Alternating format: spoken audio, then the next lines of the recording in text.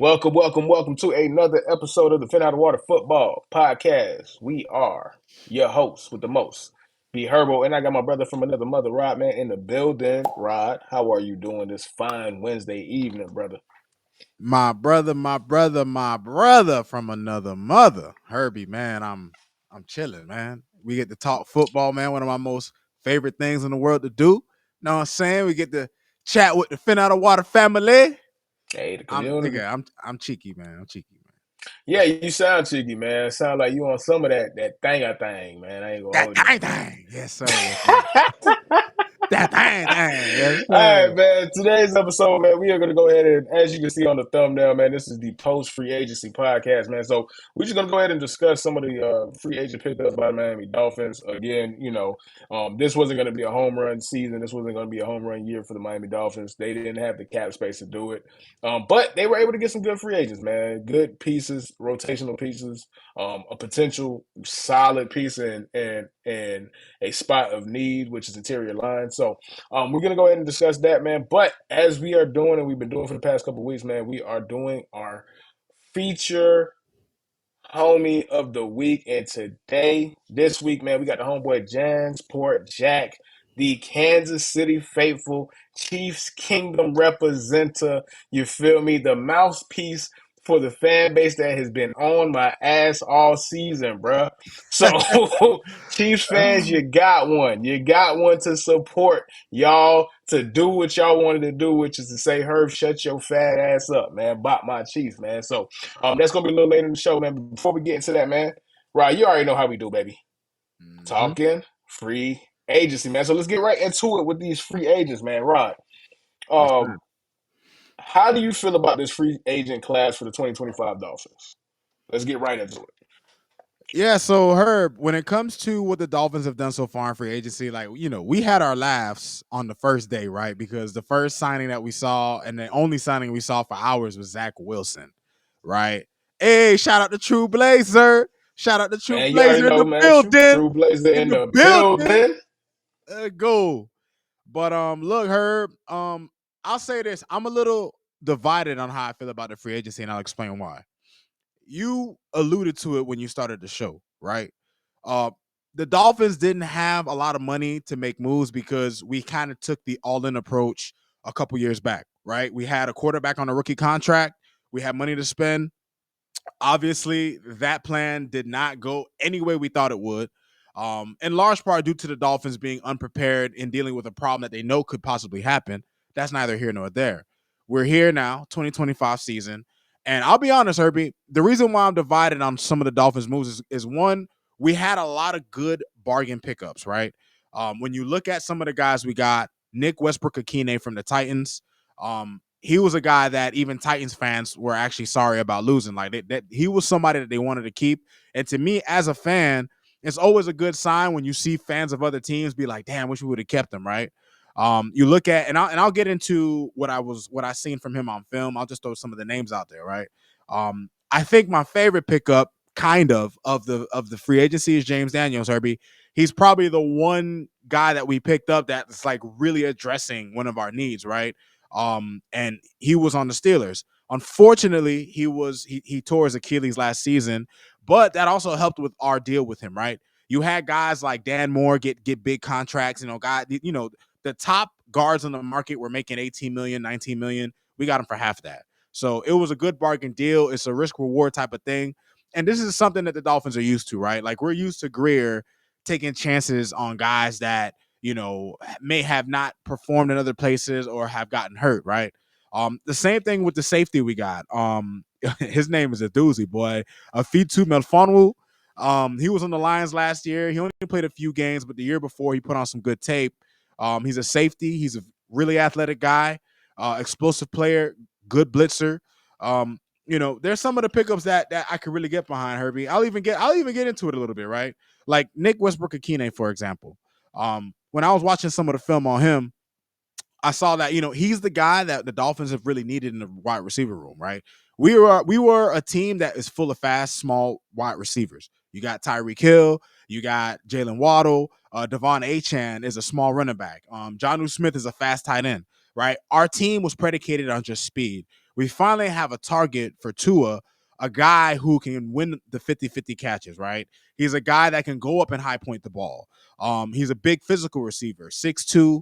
He had 32 catches last year, but he had 9 touchdowns. So he's somebody you could depend on in the red zone. And one of Tua's best traits is the fact that he's super eerie efficient in the red zone. So you're giving him a target to make him even better in an area that's already a strength. He's also a willing blocker, Herbie. I jotted down a bunch of notes, y'all, and my notebook is almost done, man. Let me tell y'all something. The football season, man, this is what niggas do for real. You know what I'm saying? But I was happy with that pickup, Herbie, because we needed some diversity in our wide receiver room, right? I'll get into James Daniels now, and then I'll get into what I didn't like, but let me get into him too. And I'll just read off my notes, right? He was a good value signing. The one thing I liked about him, Herbie, when I was watching on film is that he plays with violence. And that's something that the Dolphins have severely lacked, especially on the line. The difference between the Dolphins, Herbie, and the other teams in the AFC, the Chiefs, who we're gonna have Jack on and to talk about his Chiefs, the difference between the Bills, the difference between the Ravens is that these teams, Herbie, they're physical in the trenches when it matters the most. And the Dolphins, Herbie, if we don't completely shore that up on both sides of the ball, we ain't never gonna be doing shit. I don't care what we do. If you look at the past several Super Bowl winners, Herbie, maybe if you look at every Super Bowl winner, they were great in the trenches, dog.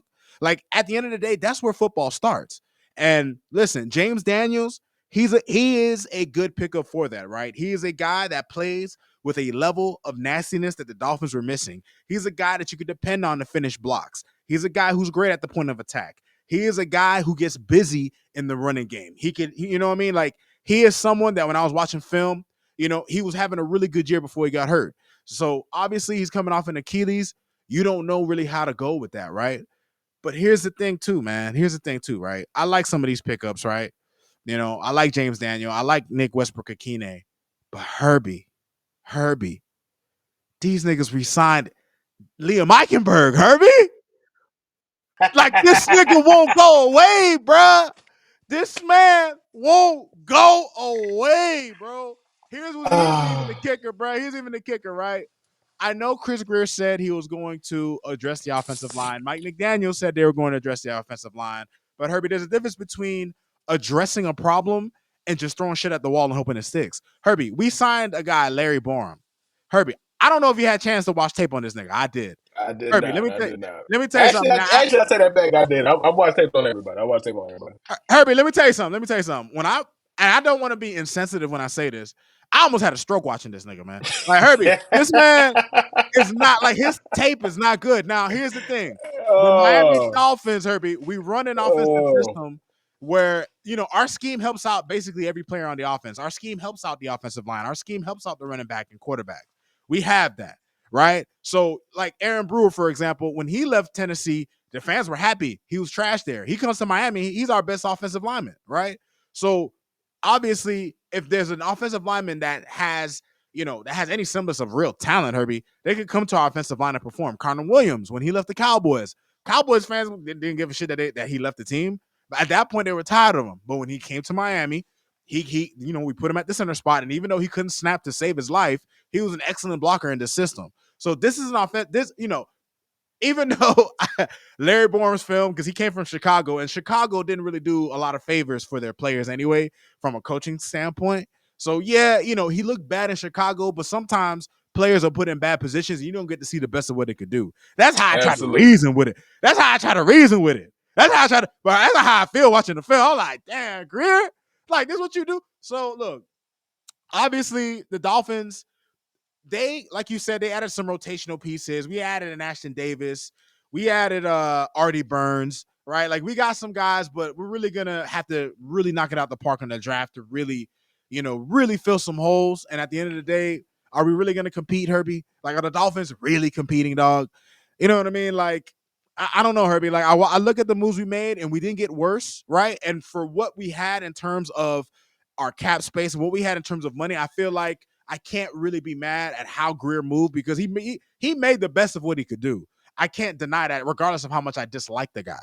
But I'm not. I'm not feeling optimism here, Herbie. I'm not feeling like, oh man, these signings, like obviously you never know how these signings go, right? We didn't know Jordan Brooks was going to have the season he had. We didn't know Calais Mm-hmm. Campbell was going to ball the way he did. Jonnu Smith, nobody was talking about him until he came to the Dolphins. All of a sudden, people acting like he's been a great tight end everywhere he went. No, he came here and he ended up working out for us. That's the beauty of football. Football is a place where you can take different chess pieces, and a chess piece this pawn or this rook may not work on this chessboard, but you move into another chessboard and this nigga is a stunner. This nigga evolves. You know what I'm saying? So, listen, man. You look at the moves we made, Herbie. They tried to plug some holes. We didn't get any worse, and that's the one thing you could be happy about. But in terms of addressing our biggest issue, like we're not gonna do anything, Herbie. We're not gonna do anything if we don't get somebody opposite of Zach Sealer, who is the one bright spot on our defensive line in terms of the interior. We're not gonna do shit if we don't get somebody to block alongside Aaron Brewer inside the offensive line. Like if we do not take care of these things, Herbie, we're just repeating the same thing. We're just the definition of the insanity, right? So we've So made some okay moves, but go ahead, let go me ahead. get this in because and then we're gonna go ahead and transition over. But I wanted to make this one point, and if we have the off season, this is the off season, right? And I'm I want to change the temperature, man. Everybody's 0-0. Let's go into this season optimist. Like, let's have some optimism. You know what I'm saying? Like, I know that sounds crazy coming from us because we are the number one kick your back in podcast in this space, 100%. We keep it a buck. But I'm just like, you know what? My team is 0-0. Your team is 0-0. We have no idea how any of these signings are going to play out into the season, bro. If it blows up and this is a disaster, we will obviously call it out. But leading into the season, man, how do you like? I know it's hard for you to say because they beat it out of you over the past 2 decades. I Well, know. Herbie, let me ask you this, Herbie. Talk to me. How optimistic can you be about your cheating girlfriend coming back? Like, how Mm, how optimistic that's can a you good be? point. That's a good analogy. Your ex, That's your a good child, who analogy. falls on you all the time. You gonna be happy to see her again, man? I don't think you're gonna be happy to see her again. But Herbie, to your point, for the sake of football, talk, for the sake of my people, the Dolphins. There we My go, people man. are There we everybody. go. There My we people are go, man. everybody, all the football fans, you know what I'm saying? Because we all in this together. We all having fun with this shit. But Herbie, as a Dolphin fan, look, at the end of the day, in a perfect world, quote unquote, in a perfect world, majority of these signings, particularly on the offensive side of the ball, works out. At the end of the day, Herbie, if the Dolphins, let's say Larry Borom works in the system, let's say James Daniel comes back, and he may not perform at 100% coming off an Achilles, but let's say we get 80% of him and how he played with Pittsburgh, and we get the offense I'm thinking of, Herbie. The Dolphins will be able to compete. We have the talent is there. It's not Yeah, so much yeah. that the talent isn't there, right? This is a team that was basically right there winning the division until the last, predictably choking the way the division the last game of the season. But this was a team that was right there, and we're not too far removed from that, right? And when you look at some of the pickups we made, like you look at, especially on the defensive side of the ball, like the safety from Detroit, Melfonwu, right? He's someone that a guy like Weaver who came in, he got our defense up, right? And this is a guy that he could utilize in the system. This is a guy that he could put as a big nickel or as one of our safeties. Like we are getting players that fit what we do, and we're also getting players that have nastiness to them, right? He was a sure tackler. He was a good blitzer. He was a vicious player. The Dolphins need that. We need an injection of toughness. We need an injection of nastiness. Absolutely. You know what I Absolutely. mean? Because what's the number one criticism of the team? They're soft. Even their fans think they're soft. I think the Dolphins are soft. Herbie, I told you I think I could whoop an offensive lineman. I should not be able to think that. I should not be able to think when I see You Leon should not. Eichenberg, I could put my setup and be like, "What's up, bro?" Like I shouldn't be able to feel like that. You know what I'm saying? So look, the Dolphins have a ceiling that can be higher than I feel like it is, but it's there. But for me to believe it, I have to see it. But the talent is there. We just have to knock it out the park in the draft, Herbie. We didn't get any worse in free agency. We plugged Yeah, some you did holes. not That's get all we worse. did. You didn't get You know worse. what I'm You saying? didn't We get worse plugged for holes. sure. That's all we did. We just plugged holes. But we'll see what happens. We'll see what happens. You know what I'm saying? Man, we'll see what happens. And, um,